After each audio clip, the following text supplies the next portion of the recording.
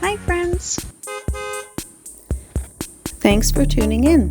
If you like this video, please give it a like, comment below, and take a moment to subscribe to our channel. Welcome to Lumsden, a charming little town tucked into the beautiful Qu'Appelle Valley in southern Saskatchewan. This friendly community sits along the banks of the Qu'Appelle River, surrounded by rolling hills, winding roads, and green fields. Lumsden was first settled in the late 1800s and got its name after Hugh Lumsden, a senior engineer with the Canadian Pacific Railway. The railway played an important role in the town's early growth, helping farmers and settlers connect with bigger cities.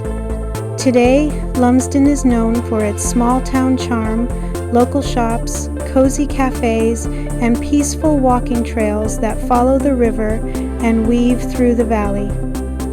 Thank you for joining us on this tour of Lumsden, Saskatchewan.